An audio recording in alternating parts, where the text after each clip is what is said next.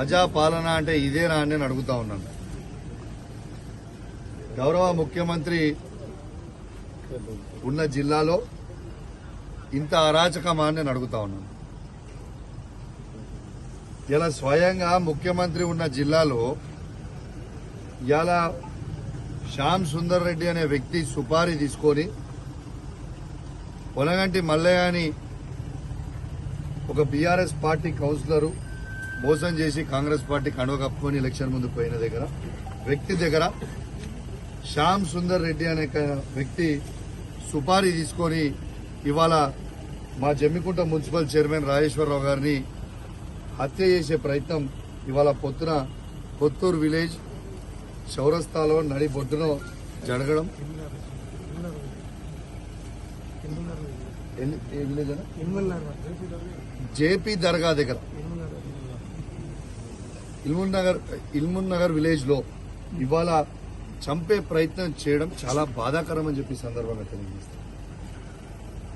నిన్న తుంగతుర్తిలో అట్లనే మా బీఆర్ఎస్ పార్టీ కార్యకర్తను ఆడగూడ కొట్టడం జరిగింది. ఇది సుపారీలు ఇచ్చి చంపించుకునే ప్రయత్నం చేస్తే ఇదేమన్నా రాయలసీమ నాణ్యని అడుగుతా ఉన్నాను. అసలు ప్రశాంతంగా ఉన్న తెలంగాణని ఇదేం పద్ధతి అని నేను అడుగుతా ఉన్నాను. అసలు ఇక్కడ ఉన్న శ్యామ్ సుందర్ రెడ్డి గారు ఎవరో మాకు తెలియదు. శ్యామ్ సుందర్ రెడ్డి గారు రాజేశ్వరరావు ఎవరో తెలియదు. ఆడ దిగి నువ్వు మున్సిపల్ చైర్మన్ అని తెలుసు, నువ్వు రాజేశ్వరరావు తెలుసు అని అంటే తనకి ఎట్లా తెలుసు అని మేము అడుగుతా ఉన్నాం. అంటే పొలగంటి మళ్ళీ ఉన్న రిసార్ట్ లో రాత్రి 3 గంటలకి కొంచెం ఆ వీడియో కావాలి కదా, రాత్రి 3 గంటలకి ఆయన దగ్గరికి పోయి ఆ రిసార్ట్ కి పోయి సుపారీ మాట్లాడుకొని బయటికి వచ్చి పొద్దున 9 గంటలకి వాళ్ళ హత్య చేసే ప్రయత్నం చేస్తే మా వాళ్ళు త్రుటిలో తప్పుకొని ఆడి నుంచి పోవడం జరిగింది. మేము ఖచ్చితంగా చెప్తా ఉన్నాం, ఇక్కడ ఉన్న సిఐ గారిని, పొలగంటి మల్లయ్య గారిని, శ్యామ్ సుందర్ రెడ్డి గారిని వెంటనే అరెస్టు చెయ్యాలి. వాళ్ళని అరెస్టు చేయకపోతే తీవ్రమైన పరిణామాలు ఎదుర్కొనే పరిస్థితి వస్తుంది. రేపు ఇవాళ వాళ్ళని అరెస్ట్ చేసి యాక్షన్ తీసుకోకపోతే, ఇలా కాంగ్రెస్ పార్టీ వాళ్ళు వాళ్ళని చెప్పి యాక్షన్ తీసుకోకపోతే ఖచ్చితంగా మేము చెప్తా ఉన్నాం, ఇక తీవ్రమైన పరిణామాలు ఎదుర్కోవాల్సి వస్తుంది.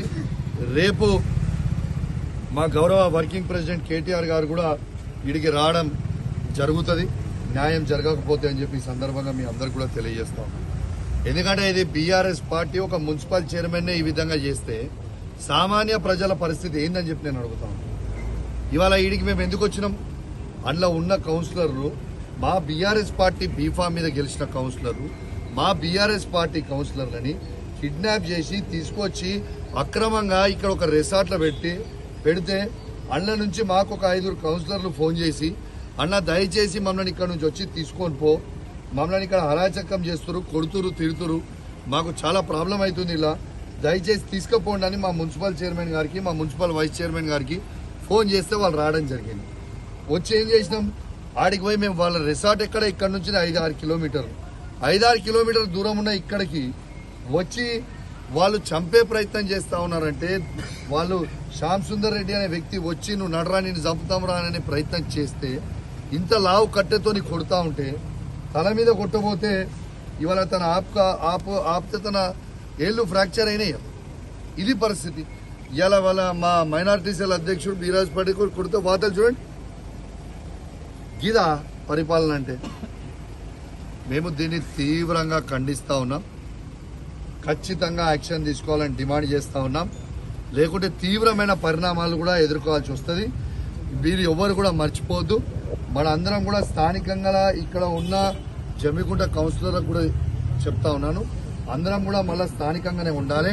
మీ అందరూ కూడా స్థానికంగానే ఉండి మన అందరం కలిసి ఉండాల్సిన వాళ్ళం. మీరు కూడా బీఆర్ఎస్ పార్టీ బీఫామ్ మీద గెలిచిన వాళ్ళు, ఇలా మీ బీఆర్ఎస్ పార్టీ బీఫామ్ మీద గెలిచారు కాబట్టి ఖచ్చితంగా మీ అందరు రాండి. రేపు విప్ జారీ చేస్తే మీ ఉన్న కౌన్సిలర్ అందరివి కూడా పోయే ప్రమాదం ఉంటుంది. ఇలా ఆల్రెడీ పొలగంటి మల్లయ్య అనేటైనా డిస్క్వాలిఫైడ్ మెంబర్. ఎందుకంటే ఆయన విప్ జారీ చేసిన తర్వాత సుప్రీంకోర్టు ఆర్డర్ ప్రకారం ఆయన ఏ రోజైతే కండువ మార్చుకుంటో ఆ రోజు నుంచి ఆయన మెంబర్షిప్ పోయింది. ఎట్లయితే పొలగంటి మల్లయ్య గారి మెంబర్షిప్ పోయిందో మీది కూడా పోయే ప్రమాదం ఉంటుంది. కాబట్టి ఖచ్చితంగా మీ అందరూ ఆలోచన